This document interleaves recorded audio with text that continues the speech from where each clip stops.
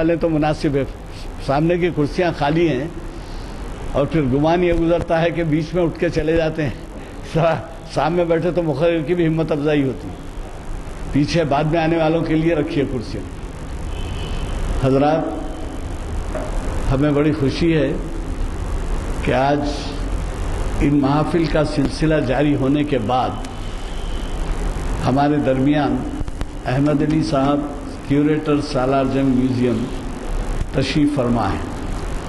آپ اس بات سے بھی بخوبی واقف ہیں کہ انہوں نے اب تک ہماری کئی محافل کو گرمایا ہے اور بڑے اہم عنوانات اور دینی معلومات سے بھرپور، اور ان کا مطالعہ اس قسم کا ہے کہ وہ ملک کے مختلف حصوں میں نہیں، مختلف شہروں میں ہی نہیں بلکہ بیرونی ممالک سے بھی ان کو دعوت نامے آتے ہیں اور وہ کانفرنسز میں شرکت کے لیے جاتے ہیں۔ اب آپ اندازہ لگائیے کہ ایسی شخصیت اگر ہمیں نصیب ہے خطاب کرنے کے لیے تو اس سے استفادہ کرنا ان کی صلاحیتوں کے سے ہمارے لیے کتنی ضرورت ہے، کتنا ضروری ہے۔ حیدرآباد ایک تاریخی شہر ہے اور اس میں نہ صرف بڑے بڑے بزرگ اور اولیاء نے جنم لیا اور اسلام کی خدمت کی، بلکہ انہوں نے ایسے آثار بھی چھوڑے جس سے ہمیں اسلام کی تبلیغ میں بھی مدد ملتی ہے۔ تو ایسے لیکچرز کو مس کرنا یا اس سے بے رخی برتنا میں سمجھتا ہوں نامناسب ہے۔ یہاں پر جو بھی مخاطبت ہوتی ہے، جو بھی خطیب آتے ہیں، جو بھی مخاطب کرنے والے آتے ہیں، تقریر کرنے والے آتے ہیں، وہ بڑے ہی معیار کے ہوتے ہیں۔ اور آپ اندازہ لگائیے کہ ان لوگوں کو جب بلایا جاتا ہے تو 5 اسٹار ہوٹل میں ٹھہرایا جاتا ہے اور ان کو یہاں سے ہوائی جہاز کا کرایہ دے کے بلایا جاتا ہے۔ تو اب آج بدقسمتی اس کی ہے کہ چراغ تلے اندھیرا، بلکہ وہ تو چلے جاتے ہیں وہاں روشنی پھیلانے کے واسطے، اور ہم یہاں جو ہے اندھیرے میں رہتے ہیں، ان کی خدمات سے استفادہ نہیں کرتے۔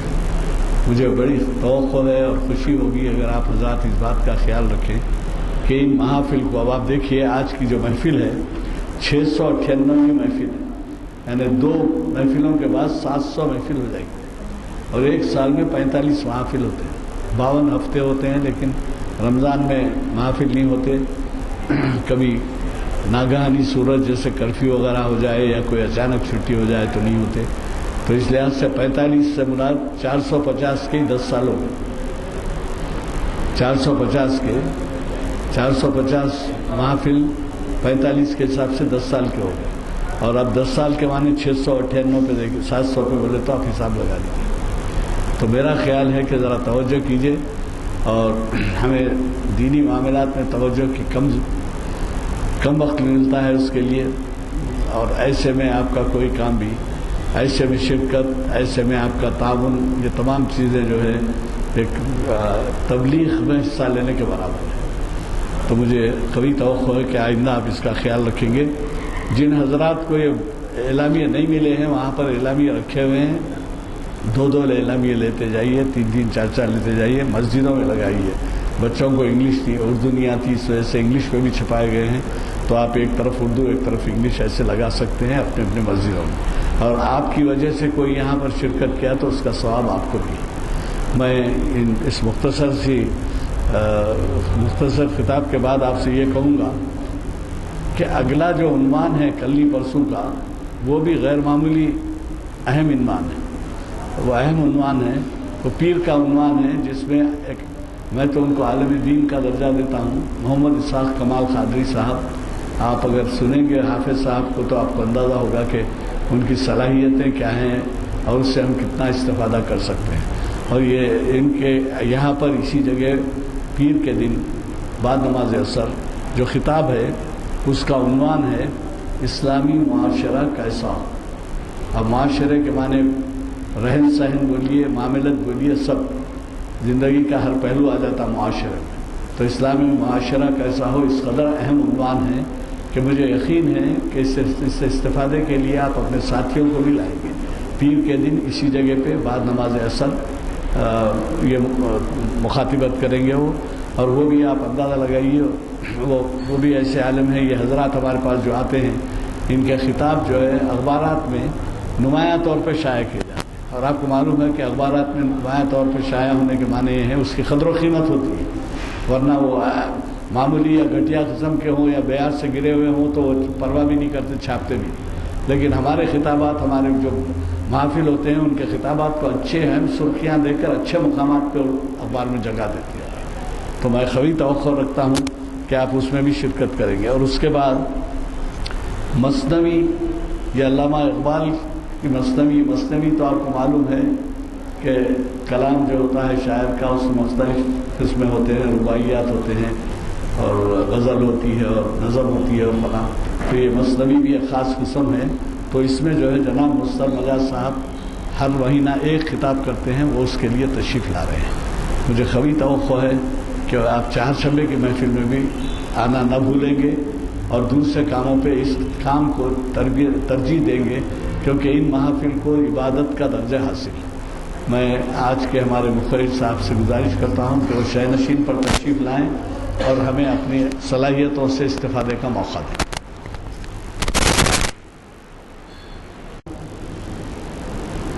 الحمدللہ علی الذات عظیم الصفات سمیع السمات کبیر الشان جلیل القدر رفیع الذکر مطاع الامر جلیل البرہان وسیع العلم عزیز الحلم کثیر الغفران جمیل الثناء جزیل العطاء مجیب الدعاء عمیم الاحسان وسیع العلم عزیز الحلم کثیر الغفران محمد الرسول اللہ علیہ الصلاۃ اللہ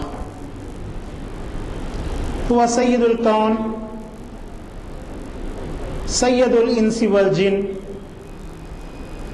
هو رسول صادق وهو انسان کامل اللہم صلو وسلم وزد وبارک علیہ. علی جناب غلام یزدانی صاحب سینئر ایڈوکیٹ ہائی کورٹ، جناب عمر علی خان صاحب، میرے بھائی نانک سنگھ نشتر صاحب، معزز سامعین اکرام، السلام علیکم. آج کا میرا عنوان ہے لودھی حکمرانوں کا طرز تعمیر. حضرات، ہندوستان میں مسلمانوں کی آمد سن 636 عیسوی میں ہوئی. یعنی حضرت عمر رضی اللہ تعالیٰ عنہ تیسرے خلیفہ تھے. اس عہد میں مسلمان ہندوستان میں وارد ہونا شروع ہوئے، اور پھر سن 712 عیسوی میں محمد بن قاسم نے راجہ داہر کو شکست دے کر الور اور ملتان کے کچھ علاقوں کو فتح کر لیا. اس کے بعد اسلامی فتوحات کا سلسلہ جاری رہا. چنانچہ محمود غزنوی نے 1192 عیسوی میں یہاں کے بہت بڑے علاقے کو اپنے قبضے میں لے لیا اور اپنے غلام خطب الدین ایبک کو یہاں کا گورنر نامزد کیا. اس کے بعد جب محمود غزنی کا انتقال ہو گیا تو محمد خطب الدین ایبک یہاں کا بادشاہ بن گیا اور یہاں پر خاندان غلامان کی سلطنت کا آغاز ہوا. یہ سلطنت ایک لمبے عرصے تک حکمران رہی اور پھر ان کے بعد خلجیوں کی حکمرانی اور پھر تغلق خاندان یہاں حکمران رہا. اس کے بعد تیمور کا حملہ ہوا اور پھر سید خاندان ایک مختصر سے عرصے کے لیے یہاں پر جو ہے حکمرانی کیا. سیدوں کے بعد 1451 ईस्वी में लोधी ख़ानदान यहाँ पर हुक्मरान हुआ, जो 1526 तक यानी 75 बरस के अरसे तक यहाँ पर हुक्मरानी की। लोधियों के 3 अजीम हुक्मरान रहे। एक तो बहलूल लोधी, दूसरे सिकंदर लोधी और तीसरा इब्राहिम लोधी। तो खुतबुद्दीन ऐबक के दौर से ही हिंदुस्तान में इस्लामी तर्ज तामीर पनपने लगा, लेकिन उस वक्त इस्लामी तर्ज तामीर की नौइयत जैसी कि आज हम देखते हैं इस तरह की नहीं थी, बल्कि उस दौर में हमारा तर्ज तामीर मिला जुला तर्ज तामीर था। हिंदू मुस्लिम तर्ज तामीर मिला जुला हुआ था, और उसमें जो हमको नुकूश अक्सर व बेशतर मिलते हैं खुतबुद्दीन ऐबक के दौर में, वो बिलउमूम हिंदू तर्ज तामीर की मिलती है। इस्लामी तर्ज तामीर की शबीह बहुत कम मिलती है। चुनांचे जो भी हजरात जो है कुतुब मीनार देखे हैं, या अजमेर में 2.5 दिन का झोपड़ा देखे हैं, वहाँ पर आप उस इमारत के तर्ज तामीर के ऊपर नज़र डालिए, उसके जो पिलर्स मिलेंगे आपको, जो कमानें मिलेंगी और उसकी जो कैंटिलीवर बीम्स वगैरह मिलेंगे, उसके अंदर आपको 100% हिंदू तर्ज तामीर नज़र आएगा, क्योंकि उस वक्त तक फनकारों को इस्लामी तर्ज तामीर क्या है वाकिफ कराने के लिए कोई अमली नमूना था ही नहीं। उस वजह से काम करने वालों को सिर्फ क्या इमारत बननी है उसका अंदाज बता दिया गया, और उसको उन लोगों ने अपने अंदाज से तामीर किया। चुनांचे मस्जिद क़ुव्वतुल इस्लाम जो कुतुब मीनार के अहाते में वाक़े है, उसके अंदर आप देखिए कि मस्जिद के जो सुतून हैं, जो क़िबले की तरफ की दीवार है, उसके अंदर आपको हिंदू तर्ज तामीर की 100% परछाइयाँ नजर आती हैं।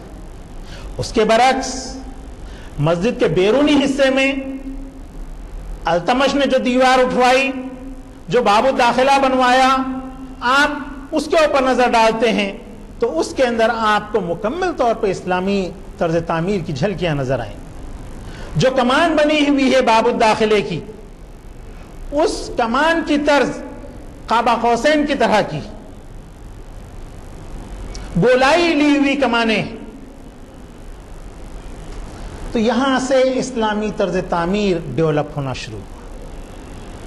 हालांकि कुतुब मीनार की तर्ज तामीर के अंदर भी आप उसके मीनार के ऊपर जब नजर डालेंगे तो उसमें भी हिंदू तर्ज तामीर की झलकियां आपको नजर आएंगी। गो के पूरे मीनार के ऊपर कुरानी आयात कंदा की हुई हैं, लेकिन तर्ज उसका जो है इस्लामी तर्ज तामीर से बिल्कुल जुदा है। इस तरह इस्लामी तर्ज तामीर खुतबुद्दीन ऐबक के दौर से डेवलप होते रहा, और फिर जब आप 2.5 दिन के झोपड़े के अंदर नजर डालते हैं तो इमाम साहब की जो मेहराब है उस मेहराब के अंदर आपको जो है मुकम्मल इस्लामी तर्ज तामीर नजर आता है। इसके बरक्स बाजू के जो दूसरे कमाने बनी हुई हैं, उन कमानों के अंदर आपको यह तर्ज नजर नहीं आएगा। तो रफ्ता रफ्ता इस्लामी तर्ज तामीर जो है ऐबक दौर के अंदर से ही जो है शमूलियत अख्तियार करने लगा हिंदुस्तान के अंदर, और इस तरह से होता हुआ लोधी दौर में तकरीबन 60% तर्ज तामीर इस्लामी तर्ज तामीर रहा मसाजिद का, और 40% हिस्सा उसमें जो है हमको جو ہے ہندو طرز تعمیر دیکھنے کے لیے ملتا. میں بھی آپ کو جو ہے 4 لودھی گارڈن کے اندر جو 5 جو ہے لودھی دور کے عمارتیں موجود ہیں ان کے تصاویر آپ کو جو ہے ایک ایک کر کے پیش کروں گا اور آپ اس کے اوپر نظر ڈالیے اور دیکھیے. اس کے اندر جو ہے کئی ایک چیزوں میں جو ہے آپ کو جو ہے مشابہت نظر آئے گی، مسلم طرز تعمیر کی بھی اور ہندو طرز تعمیر کی بھی. یہ جو سب سے پہلی تصویر ایک کے بعد ایک میں آپ کے پاس پیش کروں گا. یہ پہلی جو تصویر ہے، نہیں ایک صاحب کوئی بھی ادھر آ گئے تو میں یہاں سے دیتا ہوں، آپ پاس کرتے جائیے. ابھی تھوڑا سا بول کے دے دیتا ہوں، آپ تشریف رکھ لیجیے. نہیں چیئر کو آگے لے لیجیے تھوڑا سا. تو یہ جو پہلی تصویر ہے یہ بڑی گنبد کی ہے. بڑی گنبد دراصل لودھی گارڈنز میں واقع جامع مسجد. اس گارڈن کے اندر ہی لودھیوں کا جو ہے ایک چھوٹا سا قلعہ بھی تھا، ان کا محل بھی تھا. اور اس کے علاوہ سکندر لودھی کے عہد میں دارالخلافہ دلی سے جو ہے آپ کے آگرہ منتقل ہو گیا تھا، تو وہاں پر بھی جو ہے کئی ایک تعمیرات ہوئیں. تو اس مسجد کے طرز تعمیر کے اوپر آپ نظر ڈالیں گے تو اس میں جو ہے آپ کو ہندو مسلم طرز تعمیر کے ملے جلے اثرات یہاں پر نظر آئیں گے. جو گنبدیں آپ دیکھ رہے ہیں اس کی طرز جو ہے ہندوانہ، اور جو کمانیں بنی ہوئی ہیں یہ طرز اسلامی طرز تعمیر. اور اس طرز تعمیر کے ساتھ ساتھ یہاں پر گرینائٹ کا استعمال کیا گیا ہے، اور اس گرینائٹ میں قرآنی آیات بڑی ہی نفاست کے ساتھ کندہ کی ہوئی ہیں. اور قرآنی آیات یہ جو پتھر کے اندر کندہ کی ہوئی ہیں بے انتہا نفیس ہیں اور خط کوفی کے اندر. تو ایک ایک کر کے میں آپ کو تصویر دے رہا ہوں، آپ اس کے اوپر نظر ڈالتے جائیے. اور اس کے بعد قبلہ رخ پر جو دیوار ہے اس دیوار میں کئی ایک محراب بنی ہوئی ہیں، اور محراب ایک کے اوپر ایک ہے، نیچے ایک محراب ہے، پھر اس کے اوپر ایک اور محراب بنی ہوئی ہے. اس کے اندر آپ دیکھیں گے کہ محراب کی جو سجاوٹ کی گئی ہے بے انتہا نفیس خطاطی سے کی گئی.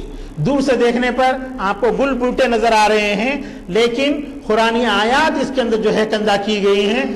اطراف جو ہے ایک چوکھنڈی بنائی گئی ہے، مستطیل خاکہ تشکیل دیا گیا ہے، اور اس خاکے کے اندر قرآنی آیات بے حد نفاست کے ساتھ تراشی گئی ہیں، کندہ کی گئی ہیں. اور پھر اس کے بعد محراب بنایا گیا، اور محراب کے اندر بھی اور محراب کے باہر بھی خطاطی بے انتہا نفیس اور عمدگی کے ساتھ کی گئی ہے، اور اس کو جو ہے کندیدگی اس کے اندر کی گئی ہے. اور یہ بھی خط کوفی کے اندر آپ کو دیکھنے کے لیے ملے گا. دراصل یہ مسجد 5 کمانوں پر مشتمل ہے. قبلہ رخ پر بھی 5 کمانیں ہیں، باب داخل ہونے کے بعد بھی 5 کمانیں ہیں، پھر ایسے ہی اندر بھی 5 کمانیں بنی ہوئی ہیں، اور ہر کمان کو بھی اس نے 5 سانچے بنائے ہیں کمان کی طرز کے ہی. اور اس میں جو ہے بے انتہا خوبصورتی کے ساتھ ہر کمان کے دونوں جانب گول دائرے بنا کر کے اس میں جو ہے آپ کے بے حد نفیس خطاطی انجام دی گئی ہے. اور ساتھ ہی ساتھ ان کمانوں کے پاس خوبصورتگی کو اس کو خوبصورت اور عمدہ بنانے کے لیے دھولپور کا پتھر بھی اس کے اندر استعمال کیا گیا ہے. اور یہاں پر جو ہے آپ کے سنگ مرمر کا بھی تھوڑا سا استعمال ہوا ہے، اور اس طرز تعمیر کو جو ہے خوبصورت سے خوبصورت ترین بنانے کی کوشش کی گئی ہے. البتہ درمیان کی 3 کمانیں چوڑی ہیں بہت ہی، اور ادھر بازو کی جو کمانیں ہیں وہ بالکل ہی یعنی ایک آدمی کے لیے بنائی گئی ہیں، زیادہ چوڑائی اس کی نہیں. پہلی تصویر کے اندر اس چیز کو آپ ملاحظہ کر سکتے ہیں.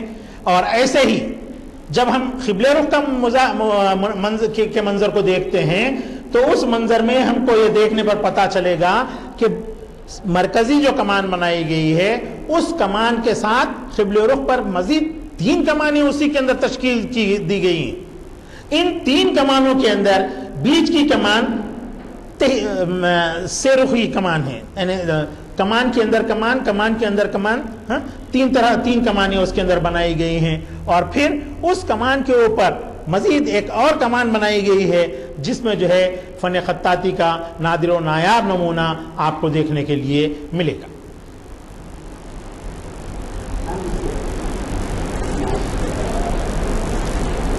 ان کمانوں کے ساتھ ساتھ سائیڈ میں حلقے بھی بنائے گئے ہیں، اور ان حلقوں کے اندر بھی اسماء حسنہ یا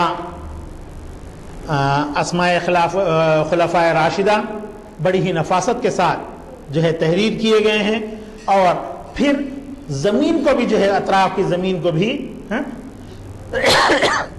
بڑی عمدگی کے ساتھ جیومیٹریکل ڈیزائن اس کے اوپر تراشا گیا ہے۔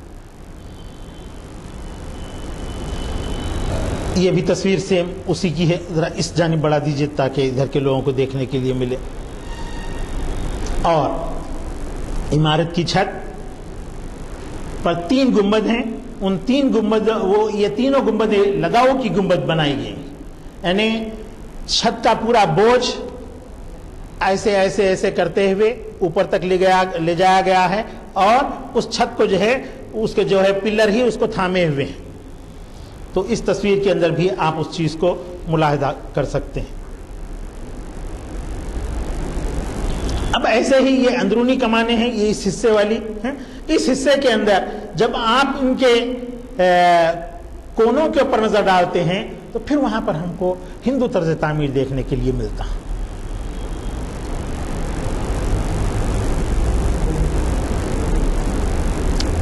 اور اندرونی کمانیں جس انداز سے تشکیل دی گئی ہیں، تعمیر کی گئی ہیں، تراشی گئی ہیں، اس کو آپ اس تصویر کے اندر ملاحظہ کر سکتے ہیں۔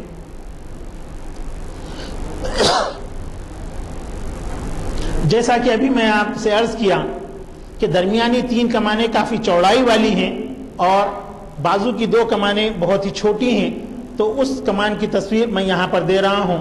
اس تصویر کے اندر نہ صرف آپ اس چیز کو ملاحظہ کر سکتے ہیں، بلکہ جو کینٹیلیور بیم چھت کے وزن کو تھامنے کے لیے بنائے گئے ہیں، یہاں پر ان کی ساخت، ان کی بناوٹ اور ان کی تراش ہندو طرز تعمیر کا بہت ہی نادر و نایاب نمونہ ہے۔ یہ طرز تعمیر نہ صرف ہم کو سومناتھ کی مندروں کے اندر دیکھنے کے لیے ملتی ہے، بلکہ آپ کے جو ہے سن ٹیمپل کونارک کے اندر بھی جو ہے ہم کو یہ طرز تعمیر دیکھنے کے لیے ملتی ہے۔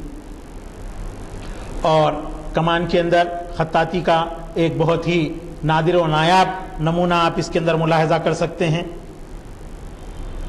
اور ایسے ہی محراب پر محراب جو ہے تراشے گئے ہیں بہت ہی عمدگی کے ساتھ، اور خطاطی کا جو کام انجام دیا گیا ہے بڑی ہی نفاست کے ساتھ انجام دیا گیا ہے۔ گو کہ اس دور میں خطاطی ابتدائی مراحل میں تھی اپنی، قریب 12ویں صدی کی بات ہے۔ ابن مخلا نے خطاطی کی جو 6 قسمیں، خط نص، خط ثلث، خط توقی، خط رقاع، خط ریحان اور خط محقق جو تشکیل دیا تھا، وہ خط ہندوستان میں بھی رائج ہو کر صرف 250 سال کا عرصہ ہو رہا تھا، اور اس دور میں فن خطاطی کا یہاں پر جو مظاہرہ کیا گیا ہے وہ بے حد شاندار اور جو ہے عظیم الشان، لیکن اس میں کہیں پر بھی خطاط نے اپنے نام کو پیش نہیں کیا ہے۔ حالانکہ میں بہت سارے کتبات کو جو ہے غور سے دیکھا کہ شاید کہیں پر خطاط اپنا نام لکھا ہوگا، لیکن کہیں پر بھی ایسا کوئی نام دیکھنے کے لیے نہیں ملا۔ اور یہ تصویر مرکزی جو ہے محراب کی میں آپ کو دکھا رہا ہوں، اس کے اندر محراب کے اندر بے انتہا نفاست کے ساتھ خطاطی اور جالی دار کام انجام دیا گیا ہے۔ جس طرح کے کریم نگر کی جو ہے سلور فلگری ورک مشہور ہے، اسی طرح کا کام اس محراب کے اندر آپ کو دیکھنے کے لیے ملتا ہے۔ اور یہ تصویر بھی اسی کی کا دوہری تصویر ہے۔ دوسری جانب آپ اس کو ملاحظہ کر سکتے ہیں۔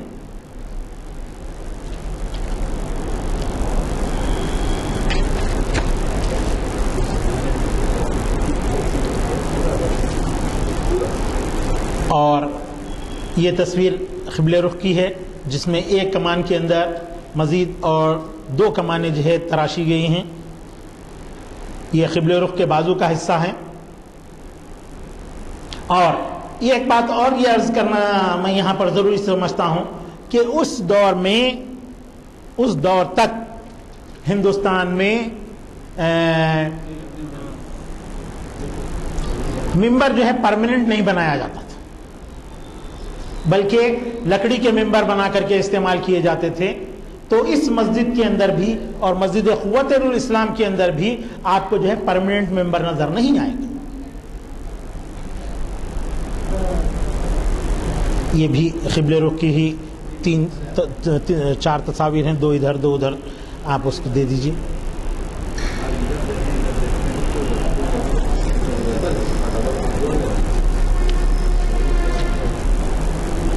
اور پھر جیسا کہ آپ جانتے ہیں اس دور میں برقی قوت نہیں ہوتی تھی، الیکٹریسٹی نہیں ہوا کرتی تھی، تو چنانچہ روشنی کے جو لیمپ ہوا کرتے تھے، شمع ہوا کرتی تھی، ان کو رکھنے کے لیے بھی بہت ہی چھوٹے چھوٹے اور خوبصورت جو ہے محراب بنائے جاتے تھے. یہ وہ محراب کی ایک شکل ہے جو سائڈ کی دیواروں کے اندر اس میں بنی ہوئی ہے.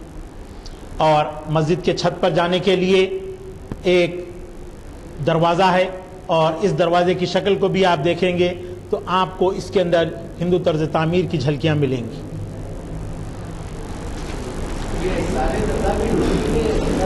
یہ صرف ایک ہی مسجد کی تصویریں دیکھ رہے ہیں ابھی تک آپ. ہاں، اور یہ جو ہے مسجد آپ کے بڑی گنبد کہلاتی ہے، جو 1454 عیسوی میں اس کو جو ہے سکندر لودھی نے جو ہے تعمیر کروایا تھا، دوسرے لودھی حکمران نے. یہ ایک ہی مسجد کی تصاویر تھیں جتنی بھی اب تک آپ دیکھی ہیں. اب یہاں سے ہاں یہ مسجد جو ہے آپ کے لودھی گارڈنز بہت ہی مشہور علاقہ ہے. سینٹرل گورنمنٹ کے جو دفاتر کا علاقہ ہے اسی کے پاس میں جو ہے یہ مسجد واقع ہے، دلی میں.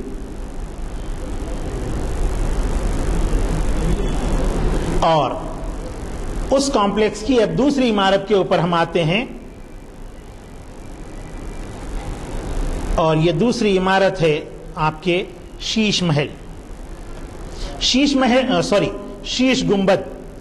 شیش سے مراد یہاں پر وہ کتھل والی شیش نہیں ہے، بلکہ شیشے سے شیش ہے، کانچ جس سے مراد، کیونکہ اس میں جو ہے کارے کاشی کی اینٹیں استعمال ہوئی. موزائک ٹائلز جس کو آج کل ہم موزائک ٹائلز کہہ رہے ہیں، اسی کی بڑی نفیس شکل ہوتی ہے کارے کاشی. یہ اینٹیں جو ہیں کارے کاشی کی آپ کے ایران میں جو ہے بننی شروع ہوئی سب سے پہلے. اس کے بعد اس کو جو ہے چائنا والوں نے بھی استعمال کیا اور وہاں سے یہ فن جو ہے فروغ پایا. حیدرآباد کے اندر جو بادشاہی عاشور خانہ ہے جس کو محمد قلی قطب شاہ نے تعمیر کرایا تھا، اور عبداللہ قطب شاہ نے اس عاشور خانے کو کی تزئین کی تھی کارے کاشی کے کام سے. وہاں پر کارے کاشی کی جو ہے ٹائلز دیواروں کے اوپر لگی ہوئی ہیں. بڑا ہی نفیس اور خوشنما کام ہے. آپ مدینہ بلڈنگ کے سامنے یہ عاشور خانہ ہے قطب شاہوں کا، آپ وہاں پر اس کو دیکھ سکتے ہیں. گو کہ 1908 کی طغیانی میں کچھ حصہ اس کا متاثر ہوا تھا. آندھرا پردیش آرکیولوجیکل ڈپارٹمنٹ نے اس کی جو ہے اس کا کنزرویشن کا کام کروایا، لیکن اس کے اندر جو ہے کنزرویشن کا کام جو کرایا ہے بے انتہا ناقص ہے.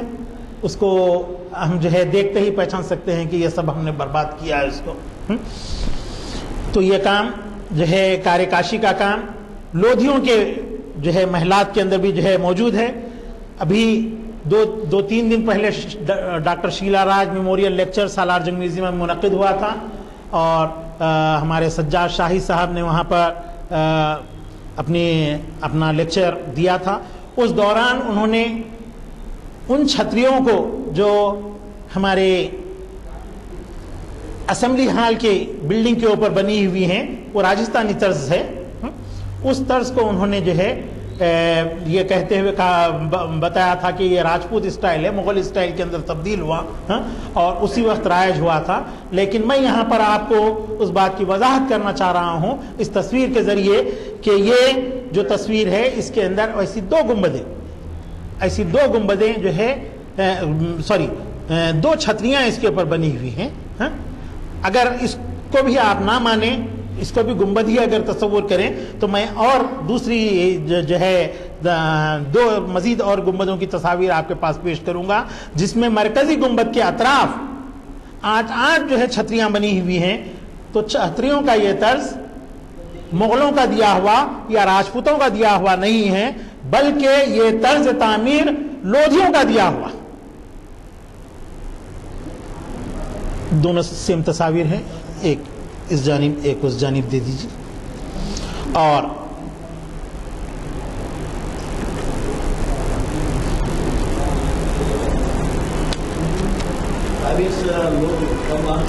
جی ہاں نہیں یہ لودھی خاندان لودھے سے مراد نہیں ہے، بلکہ خلجیوں کے بعد تغلقوں کا دور رہا. تغلقوں کے بعد تیمور کا حملہ ہوا تھا اور اس کے بعد سیدوں کی چندین حکومت رہی. اس کے بعد ایک خاندان یہاں پر جو ہے حکمران ہوا. یہ خاندان افغانستان کے تھے، یہ لوگ افغان تھے اور لودھی جو ہے اس خاندان کا نام ہے. بہلول لودھی پہلا حکمران تھا، دوسرا حکمران سکندر لودھی اور تیسرا حکمران ابراہیم لودھی. ان 3 حکمرانوں کے عہد میں تعمیر کی ہوئے یہ تمام جو ہے عمارات ہیں، جس میں سے دوسری عمارت کو اب آپ دیکھ رہے ہیں جو شیش محل کہلاتی ہے، شیش گنبد کہلاتی ہے. اس عمارت کے اندر اندرونی حصے میں مختلف رنگوں کا استعمال کیا گیا ہے. اس میں بلو رنگ کا بھی استعمال کیا گیا ہے. بلو رنگ کے لیے لپس لزولی ایک بہت ہی قیمتی پتھر ہوتا ہے، سمجھے. یہ پتھر جس کو اردو میں زبرجد کہتے ہیں. آج ہم ان پتھروں کو تراش کر اپنی انگلی کی انگوٹھیوں کے اندر استعمال کرتے ہیں، اتنا سا پیس اس کا. تو اس پتھر کو گھس کر رگڑ کر اس سے جو ہے رنگ بنا کر اس شیش گنبد کے اندر جو ہے رنگ آمیزی کر کے جو ہے وہاں پر گلکاری انجام دی گئی تھی. یہاں پر آپ کو وہ رنگ بھی دیکھنے کے لیے ملے گا اور اس کے ساتھ ساتھ لال رنگ بھی یہاں پر استعمال کیا گیا ہے. لال رنگ سنیبار انگریزی میں اس کو کہتے ہیں اور آپ کے فارسی اور اردو میں اس کو شنگرف یا شنجرف کہتے ہیں. یہ بھی ایک قیمتی پتھر ہے. اس پتھر کے چھوٹے چھوٹے ٹکڑے ہم اپنی انگوٹھیوں کے اندر تراش کر کے استعمال کرتے ہیں. اس کے اندر آپ کو جو ہے یہ شنجرف رنگ استعمال کیا ہوا آپ کو اس کے اندر نظر آئے گا. اس تصویر کے اندر بھی ویسے صحیح ہے. یہ دوسری جانب دے دیجئے. یہ بھی گنبد کے لداؤ کی چھت کو پیش کر رہا ہے. اب اس کے بعد جو تصویر میں آپ کو دکھا رہا ہوں یہ بھی شیش گنبد کے اندرونی حصے کی ہے. اس کے اندر آپ بلو کلر بھی دیکھیں گے اور لال رنگ بھی دیکھیں گے اور یہاں پر جو کمانیں بنائی ہوئی ہیں ان کمانوں کا طرز تعمیر مکمل ہندو طرز تعمیر ہے. اور ایسے ہی کینٹیلیور بیمز بھی اس کے اندر جو استعمال بنائے گئے ہیں وہ بھی ہندو طرز تعمیر کو پیش کرتے ہیں. تو میرے کہنے کا مطلب یہ ہے کہ اسلامی طرز تعمیر کے ہندوستان میں آنے سے قبل یہاں کا طرز تعمیر ملا جلا تھا، انڈو سارسانک طرز تعمیر تھا. اور یہ طرز تعمیر کا سلسلہ مغلوں کے پاس تک جاری رہا اور مغلوں کے دور میں ایک نیا طرز تعمیر یہاں پر ڈیولپ ہوا جو مغل طرز تعمیر کے نام سے جانا جاتا ہے. اب 2 عمارات اب تک آپ نے دیکھی ہیں. تیسری عمارت کے پاس میں آ رہا ہوں. یہ سکندر لودھی کا مقبرہ ہے. سکندر لودھی 1498 عیسوی سے لے کر 1517 عیسوی تک ہندوستان پر حکمرانی کیا اور اس نے اپنے اس دور کے اندر اس کا جو دور رہا ہے 28 سالہ دور رہا ہے حکمرانی کا. اس نے بڑے ہی اچھے کارہائے نمایاں انجام دیے، لیکن وہ اپنے پائے تخت کو بجائے دہلی کے آگرہ قرار دیا تھا. اور میں اس کے گنبد کی تصویر آپ کے پاس پیش کر رہا ہوں.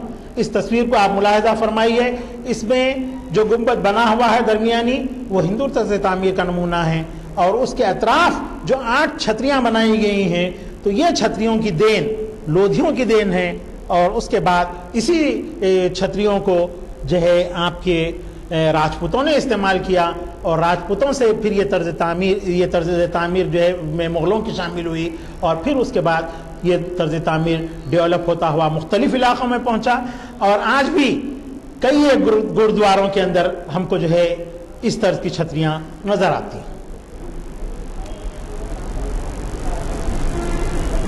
اور یہ گنبد 8 پہلو ہے، مربع چبوترے کے اوپر یہ بنی ہوئی ہے، 8 پہلو کہتے ہیں 8 پہلو کو، 8 پہلو والی ہے، ہر پہلو میں 3 کمانیں ہیں، اور اوپر جو ہے اس کے 8 چھتریاں بنی ہوئی ہیں، درمیانی گنبد ہے، اور اس کے جو ہے آپ کے پلر بڑے ہی مضبوط اور چوڑائی لیے ہوئے ہیں، اور اس عمارت کے اندر بھی لپس لزولی یعنی زبرجد سے جو ہے رنگ آمیزی کی گئی ہے، تو اس کے نقوش آپ کو جو ہے اس کمان کے پاس دیکھنے کے لیے ملتے ہیں، کیونکہ یہاں پر کچھ رنگ اکھڑ رہا ہے، کچھ اکھڑ رہا ہے، تقریباً اکھڑ چکا ہے، کچھ ذرا باقی ہے، وہ اس کے اندر آپ ملاحظہ کر سکتے ہیں۔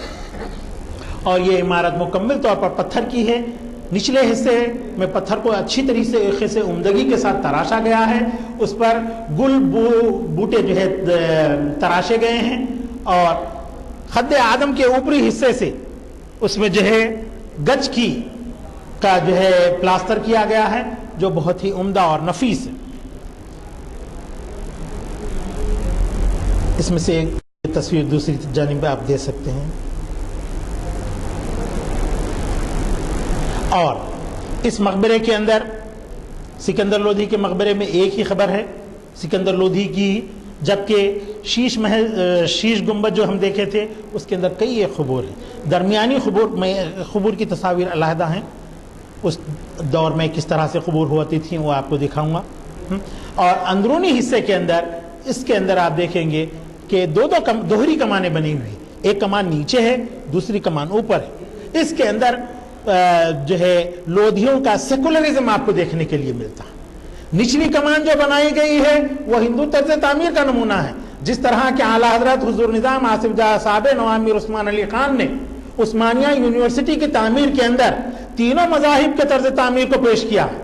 نچلا حصہ جب آپ دیکھیں گے عثمانیہ یونیورسٹی کے آرٹس کالج کا تو وہاں پر آپ کو کرسچینٹی عیسائیت نظر آئے گی، دوسری یعنی پہلی منزل کو آپ دیکھیں گے تو اس کے اندر آپ کو جو ہے ہندو طرز تعمیر نظر آئے گا، اور بالائی منزل اوپر والی منزل کے اوپر جب آپ نظر ڈالیں گے تو اس کی جو کمانیں بنی ہوئی ہیں وہ اسلامی طرز تعمیر کا نمونہ ہے، اس کا نقشہ ای جیسپر نے جو ہے بنایا تھا، اور آپ کے سامنے جو ہے یہ نادر و نایاب نمونہ ہے طرز تعمیر کا۔ اس عمارت کی تعمیر کے لیے حضور نظام نے حیدرآباد کے عمرا کو اور انجینئرز کو ساری دنیا کا دورہ کروایا، اور ساری دنیا کے بڑی بڑی جامعات بڑی بڑی یونیورسٹیز کو دیکھ کر کے اس کے بعد جامعہ عثمانیہ کی عمارت کی جو ہے تعمیر انجام دی گئی۔ یہ ادھر دے دیجئے، سیم تصویر ہے، اور ایسے ہی آپ اور دوسرے حصوں کے اوپر اس کے جو 8 پہلو ہیں، 8 کونے اندر جو بنے ہوئے ہیں، ہر کونے میں ایک کارنر سے دوسرے کارنر کو ملانے والا جو جوائنٹ ہے وہاں پر بھی آپ کو ہندو طرز تعمیر کے نشانیاں دکھائی دیں گی۔ اور عمارت کے اندر جو ہے روشنی کے لیے بھی محراب بنائے گئے ہیں، اور اشیاء کے رکھنے کے لیے بھی محراب بنائے گئے ہیں۔ یہاں پر کارنر کو جو ہے کس طریقے سے موڑا گیا ہے آپ اس کو ملاحظہ کر سکتے ہیں۔ اسی طرح جب ہم پلرز کے اوپر نظر ڈالیں گے تو ان کے پلر اگر آپ اوپری حصے کو چھپا دیں محراب والے تو آپ کو پلروں کی طرز تعمیر کی جو شکل جو انداز آپ کو دیکھے گا وہ ہندو طرز تعمیر اس کے اندر مکمل طور پہ ہم کو دیکھنے کے لیے ملتا ہے۔ اور ان پلروں کو یہ خوبصورت بنانے کے لیے اس میں جو ہے पान की पत्तियां तराशी गई हैं जो बड़ी उम्दगी के साथ अपना मंजर इसमें हमको दिखा रही है।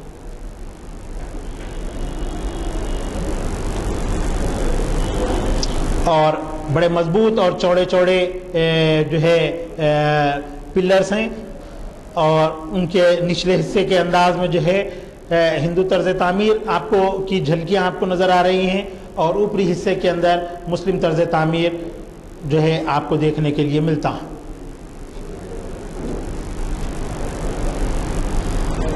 इन दो तस्वीर को इस जानिब दे दीजिए। तो ये थी बड़ी गुंबद, सॉरी आपके सिकंदर लोधी का मकबरा। सिकंदर लोधी 1498 से लेकर 1517 ईस्वी तक यानी 28 साल तक हुक्मरानी की और इसके बाद आखिरी हुक्मरान की गुंबद पर हम आ रहे हैं। इस गुंबद के अंदर आप देखेंगे कई एक तब्दीलियां आपको देखने के लिए नज़र आएंगी। यहाँ से थोड़ा इस्लामी तर्ज तामीर इसके अंदर डेवलप होना शुरू हुआ है। गुंबद जो देखे थे आप बिल्कुल खाली थी वो, और इसके अंदर जो है ऊपर लट्टू, एक सुराही और लट्टू दोनों भी नज़र आ रहे हैं और बिल्कुल बाक़िया तर्ज तामीर बिल्कुल उसी तरह है। और ये भी हस्त पहलू है, हर जानिब तीन तीन जो है मेहराब इसके अंदर बनी हुई हैं। ये दो हैं, एक इधर एक उधर दे सकते हैं। और इसका तर्ज तामीर भी उसी तरह से है। कमाने जो है हिंदू मुस्लिम तर्ज तामीर का मिलाजुला नमूना है।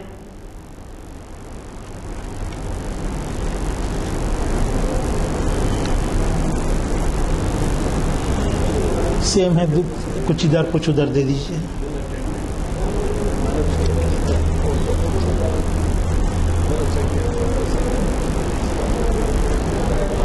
और ऐसे ही ये पिलर्स, उसके सुतून हैं, बेइंतहा मजबूत और पत्थर में तराशे हुए हैं और इसके ऊपर भी जो है पत्तों के निशान तराशे गए हैं। दोनों सेम हैं, दोनों एक एक जानिब।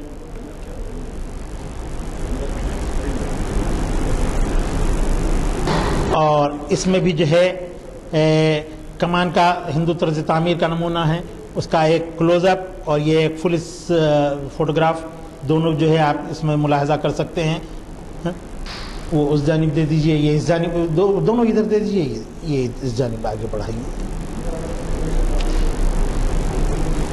और इसी तरीके से छत के पास तक यहाँ पर इस गुंबद में आपके इब्राहिम लोधी के मकबरे में जो है 3 कमानें आपको मिलेंगी। निचली कमान, दरमियानी कमान और फिर ये गुंबद के लदाव वाले हिस्से के ऊपर जो है ये कमानें बनी हुई हैं। दोनों सेम हैं, एक एक जानिब एक एक दे सकते हैं।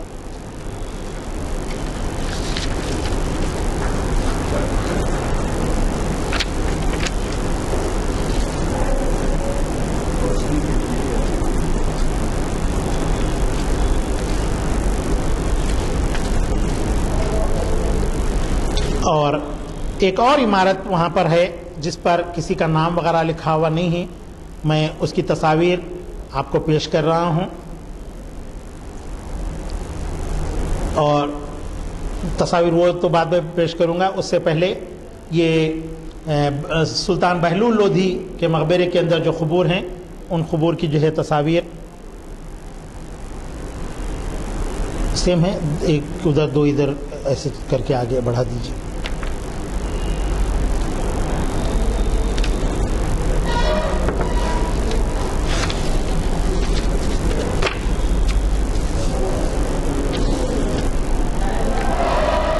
तो इस तरह लोधी हुक्मरानों ने हिंदुस्तान पर 75 बरस के तवील अरसे तक हुक्मरानी की और उन्होंने अनवा व अक़साम के तर्ज तामीर को यहाँ पर पेश किया और इस्लामी तर्ज तामीर को यहाँ पर डेवलप किया। और अपनी हुक्मरानी के दौर में कुछ नाशाइस्ता जो है उनकी हरकत भी हुई हैं जो बयान करने की ज़रूरत नहीं है। लेकिन जब पानीपत की लड़ाई हुई और बाबर نے جو ہے حملہ کیا تھا ہندوستان پر، اس کے بعد یہ سلطنت جو ہے زوال پذیر ہوئی، اور پھر اس کے بعد جو ہے یہاں پر مغلوں کا دور شروع ہوا۔ اگر کسی کو کوئی سوال کرنا ہے تو کر سکتے ہیں۔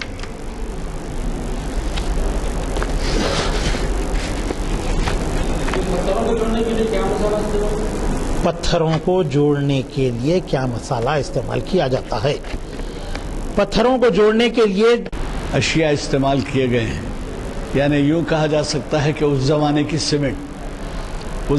سیمنٹ آپ یوں کہیے کہ کہیں شہد ملایا جا رہا ہے، کہیں سیپیاں ملائی جا رہے ہیں، کہیں تو مجھے پتہ نہیں کہ آخر کوئی ایک اس میں سے اڈاپٹ کیوں نہیں کیا گیا، جو جیسے اب چار مینار ہے، اب ہم سوچتے ہیں چار مینار کی عمارت پہ ہم جو دیکھتے ہیں اس میں جو میٹیریل استعمال ہوا ہے اس سے ایسا نہیں ہو رہا کہ بلڈنگ کہیں شیک ہو رہی ہے یا تڑک آ گئی ہے یا کچھ ہوگا ایک آدھ جگہ ہوا وغیرہ کی وجہ سے، لیکن اس کو استعمال نہیں کیا گیا۔ جو اس میں یہ کہا جا سکتا ہے کہ یہ مختلف مقامات پر جو مٹیریل استعمال کیا گیا ہے اور اس کی لائف کو جانچا گیا ہے تو وہ کچھ استعمال نہیں ہوا، بلکہ اس کی جگہ ہماری آج کل سیمنٹ لے لی ہے، اور اس سیمنٹ کے آنے کے بعد سے میں سمجھتا ہوں تمام نسخے جو تھے جو مختلف بادشاہوں اور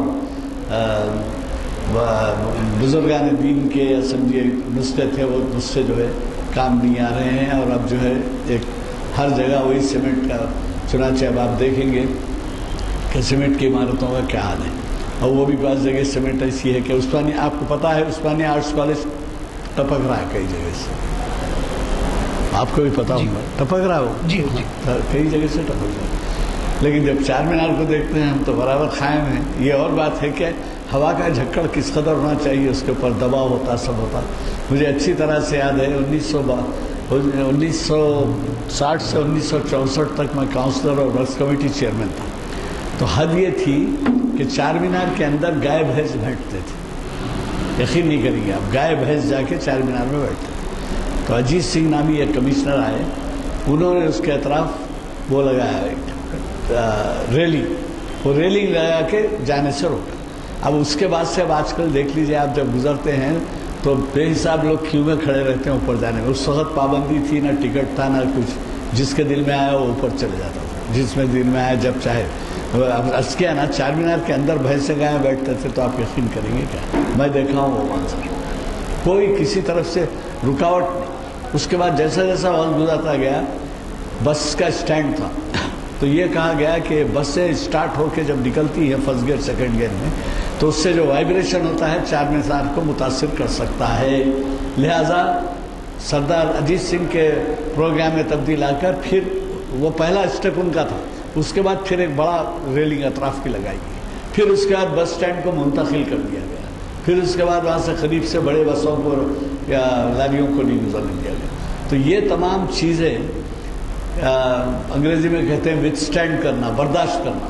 چار مینار کی عمارت نے یہ تمام چیزیں برداشت کی، لیکن اپنی جگہ برابر قائم ہے، کوئی طبق نہیں ہے۔ اتفاق کی بات ہے کہ اوپر کسی جگہ لیکیج آیا ہوگا کچھ، اور آج جو ہم نسخہ استعمال کرتے ہیں وہ تمام نسخوں کو بھلا کے، وہ شہد بھی نہیں ہے اس کے اندر، اور وہ دال بھی نہیں ہے، اور وہ سیپیاں بھی نہیں ہیں، یہ کچھ بھی نہیں ہے، اور ہماری یہ سیمنٹ کی کارروائی چل رہی ہے۔ بہرحال مجھے بڑی خوشی ہے کہ آج ہمیں بہت ہی دلچسپ لیکچر سننے کو ملا، اور ہم رہتے ہوئے بھی یہ نہیں جانتے کہ ہماری ماضی اور تاریخ میں یہ عمارتوں کا کیا حال تھا۔ دوسرا اعلان، کل ایک بہت اہم پبلک گارڈن میں لیکچر ہیلتھ کے تعلق سے، صحت کے تعلق سے، اور یہ ہو رہا ہے سپر اسپیشلسٹ، ایک لیڈی ڈاکٹر مخاطب کر رہے ہیں۔ ان لوگوں کی خواہش ہے جو لوگ ارینج کرے ہیں اپولو والے، یہ چونکہ سپر اسپیشلسٹ ہے اور بہت ہی غیر معمولی صلاحیتوں کی ہے یہ لیڈی ڈاکٹر، تو یہ جگہ یہ لکھتے ہیں کہ اگر گھر کی ایک خاتون سمجھیے ایسی نکلے جو صحت کے مسائل سے متعلق معلومات رکھے، تو اس کا فائدہ جو ہے پورے گھر کو ہوتا ہے، فیملی، یعنی وہ ایک ورڈ لکھتے ہیں، healthy mother brings health and happiness in family. تو اس میں لیڈیز کا ہی بہت زیادہ اجتماع ہے، خیر جینٹس تو آنے ہی ہیں، ہمیشہ ہی آتے ہیں، لیکن لیڈیز کو لانے کے لیے انہوں نے کہا ہے کہ وہ سارے گھر کے لیے جو ہے مفید ہوگا۔ میں آپ کو اندازہ ہوگا کئی خواتین برقع پوش آتی ہیں وہاں پر، نامپلی، ریڈ ہلز، خیرت آباد، لال ٹیکری اور آغا پورے وغیرہ سے، تو ضرور اس سے استفادہ کریں۔ سال مہینے میں ایک لیکچر ہوتا ہے، یہ لیکچر تو کم از کم آپ ضرور آئیں گے۔ اور تیسری بات، جیسے میں نے کہا، پیر کے اور منگل کے، چار شبے کے لیکچرز بہت ہی اہم ہیں۔ پیر کا اسحاق کمال خادری صاحب کا ہے اور چار شبے کا مصطفیٰ بجاج صاحب کا ہے۔ تو مجھے قوی توقع ہے کہ نہیں، مصطفیٰ بجاج دی، چار شبے کا کس کا لیکچر ہے؟ ہاں، مصطفیٰ بجاج صاحب کا لیکچر۔ آپ اس وجہ سے بھی تشریف لائیے کہ مصطفیٰ بجاج پچھلے ہفتے 3-4 دن کے لیے بہت شدید علیل ہو گئے تھے، 3-4 دن گلوب ہاسپٹل میں رہے، اور وہ ہمارے ہاں خاص طور پر اس لیے بھی بہت ان کی قدر کی جاتی ہے کہ اقبال کے فارسی کلام کا اردو میں ترجمہ کیے، اور ان کا بین الاقوامی طور پر جو ہے ان کی شہرت ہے وہ کلام ہے، اور 800ویں نشست کے اندر ان کو بھی اعزاز بخشا گیا، وہاں پر تہنیت پیش کی گئی۔ تو مجھے یقین ہے کہ آپ ضرور یہاں پر ان کے خطاب کو سماعت فرمائیں گے۔ میں آپ سب کی طرف سے ہمارے آج کے، پہلے تو اللہ کا شکر ادا کرتا ہوں کہ ایسوں کی صحبت نصیب ہو رہی ہے۔ آپ خود محسوس کیے ہوں گے کہ یہ اللہ تعالیٰ کا کرم ہے کہ آج ایسے بھی لوگ واقف ہیں کہ ہم کو تاریخ سے واقف کرا رہے ہیں، ورنہ آپ کو ایسی شخصیتیں اب تاریخ داں نہیں ملیں گی جو جن سے کہ ہم کو یہ معلومات حاصل ہو سکے۔ تو میں نے آپ سے پہلے کہہ دیا ہے کہ بین الاقوامی شخصیت ہے، کئی جگہ ان کو بلایا جاتا ہے، اور ان کا گہرا مطالعہ آپ خود دیکھ رہے ہیں۔ مجھے تو احمد علی کے بغیر سالار جنگ میوزیم نہیں سمجھ میں آتا، سالار جنگ کے بغیر سالار جنگ میوزیم ان کے بغیر، یعنی یہ اس کے بغیر سمجھ میں نہیں آتے، وہ دونوں مل کر لطف ہو گئے ہیں بالکل۔ تو بہرحال انشاءاللہ تعالیٰ یہ آپ نے ابھی بھی ایک تجویز رکھی ہے کہ ہمارے ہاں یہ آڈیو ویڈیو کی اگر سہولت ہو جائے، یہی چیزیں آپ آڈیو ویڈیو سے دیکھ سکتے ہیں۔ یہ جو ابھی جو تصویر گشت کرائی گئی اس کی ضرورت ہی نہیں ہے، آپ بیٹھ کے یہاں آڈیو ویڈیو سے، جیسا ہمارے لیکچرز آڈیو ویڈیو سے ہوتے ہیں، تمام صحت کے بارے میں پبلک گارڈن میں، تو آڈیو ویڈیو کا ارینجمنٹ کرنے کی ہم کوشش کر رہے ہیں۔ آپ اس میں مدد کرنے کا وعدہ فرمائے ہیں کہ وہ ذرائع بتائیں گے آپ کے جس ذرائع سے کام ہو۔ میں بھی آپ سے اپیل کرتا ہوں کہ اس کو ایک ایسا کام سمجھیں آڈیو ویڈیو کی فراہمی کا جو تبلیغ کا باعث ہوگا، اور اس میں مدد کرنے والے بہت زیادہ سمجھے ثواب کمائیں گے۔ اگر وہ آڈیو ویڈیو کے لیے کوئی آگے آتے ہیں اور یا عطیات دیتے ہیں تو بہت بڑی بات ہے۔ کیا خرچہ ہے صاحب اس کا؟ وصلی علی سیدنا مولانا محمد بعدد من قاد اوقام۔ اے اللہ ہمارے گناہوں کو معاف فرمائیے، اے اللہ ہماری خطاؤں کو درگزر فرمائیے، اے اللہ جو بیمار ہیں انہیں صحت عطا فرمائیے، اے اللہ جو بے روزگار ہیں انہیں روزگار عطا فرمائیے، اے اللہ جو ادارے تعلیمی کام کو لے کر کے چل رہے ہیں، اللہ انہیں صبر و استقامت کے ساتھ تعلیم کا کام انجام دینے کی جو ہے توفیق عطا فرمائیے، اے اللہ جو لوگ بے قصور جیلوں میں محروس ہیں اللہ ان کی رہائی کا بندوبست فرمائیے، اے اللہ جو بیمار ہیں انہیں شفا عطا فرمائیے، اے اللہ جو لڑکیاں بن بیاہی بیٹھی ہوئی ہیں اللہ ان کی شادیوں کا بندوبست فرمائیے۔ صلی اللہ تعالیٰ علی خیر خلقہ وآلہ وصحبہ اجمعین برحمتک یا ارحم الراحمین۔